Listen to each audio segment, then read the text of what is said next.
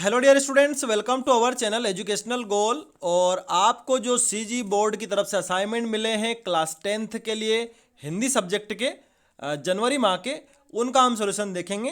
तो जो भी चैनल पर नए हैं उनसे रिक्वेस्ट है कि चैनल को सब्सक्राइब करें, साथ ही साथ हमारे टेलीग्राम चैनल एजुकेशनल गोल को ज्वाइन कीजिए। देखिए, सबसे पहला प्रश्न है आपका, वीर गाथा काल की 4 विशेषताएं लिखिए। और उसके बाद दूसरा प्रश्न है, भक्ति काल के प्रमुख 2 कवि और उनकी रचनाओं के नाम लिखना है। तो ये देखिए, वीर गाथा काल की 4 विशेषताएं। आदिकाल में अधिकांश रासो ग्रंथ लिखे गए, जैसे पृथ्वीराज रासो, परमाल रासो। वीर और श्रृंगार रस की प्रधानता रहती थी इनमें।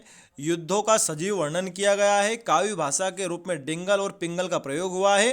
काव्य शैलियों में प्रबंध और गीति शैलियों का प्रयोग मिलता है। ठीक है, अब आगे भक्ति काल के जो कवि और उनकी जो रचनाएं पूछी है, उसमें सूरदास एक नाम है और उनकी रचनाएं सुर सागर, सुर सरावली, साहित्य लहरी, भ्रमर गीत। और साथ ही साथ आप दूसरे कवि ले सकते हैं तुलसीदास, और तुलसीदास जी की 2 मैं आपको रचनाएं बता देता हूं।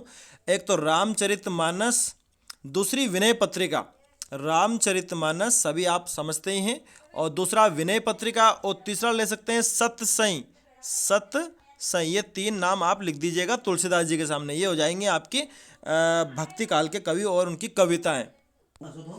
अगला प्रश्न है, सचिव माध्यमिक शिक्षा मंडल रायपुर छत्तीसगढ़ को आपकी 10वीं की अंक सूची की द्वितीय प्रतिलिपि प्राप्त करने हेतु आवेदन पत्र लिखना है। ठीक है, देखते हैं इसको।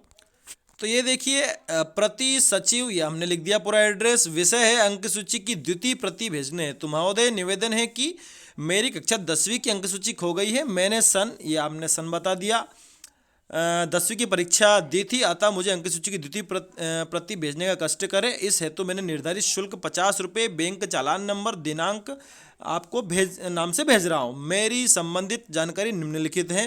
ये सारी जानकारी हो गई। ठीक है, पूरा पता हो गया और ये चालान की बात हो गई। ठीक है, अब आगे देखते हैं हम अगले हमारे क्वेश्चन को। ठीक है, ये विनीत आपने लास्ट में लिख दिया इधर। अगला है, आपको एक पद्यांश मिला है, इसको पढ़ करके इसके उत्तर देने। देखिए क्या है पद्यांश, परोपकार महत्वपूर्ण धर्म है। प्राणी मात्र के जीवन का तो यह लक्ष्य होना चाहिए कि यदि विचार पूर्वक देखा जाए तो ज्ञात होगा कि प्रकृति के सारे कार्य परोपकार के लिए ही हैं। नदियाँ स्वयं अपना पानी नहीं पीती, पेड़ स्वयं अपने फल नहीं खाते, गुलाब का फूल अपने लिए सुगंध नहीं रखता, वे सब दूसरों के हितार्थ हैं। महात्मा गांधी और अन्य महिलाओं का मत है कि परोपकार ही करना चाहिए, किंतु परोपकार निष्काम हो। यदि परोपकार किसी प्रत्युपकार की आशा से किया जाता है तो उसका महत्व क्षीण हो जाता है। तो देखिए, इसका शीर्षक क्या हो सकता है, परोपकार सबसे बड़ा धर्म है। ठीक है, फिर अगला है, प्राणी मात्र के जीवन का क्या उद्देश्य होना चाहिए कि परोपकार करे। यही प्राणी मात्र के जीवन का उद्देश्य है। प्रकृति के कौन कौन से कार्य परोपकार के लिए हैं, तो ये आप देख सकते हैं, नदियाँ अपना पानी नहीं पीती, पेड़ अपने फल स्वयं नहीं खाते, गुलाब का फूल अपनी जो सुगंध है वो खुद ही नहीं उसको सूंघता है। तो ये सारे कार्य प्रकृति के कैसे हैं, ऐसे कार्य जो परोपकार के लिए हैं। परोपकार का महत्व कब क्षीण हो जाता है, तो यहाँ पर उत्तर है इसका कि यदि परोपकार किसी प्रत्युपकार की आशा से किया जाता है तो उसका महत्व क्षीण हो जाता है। सबसे महत्वपूर्ण धर्म कौन सा है, तो परोपकार सबसे महत्वपूर्ण धर्म है।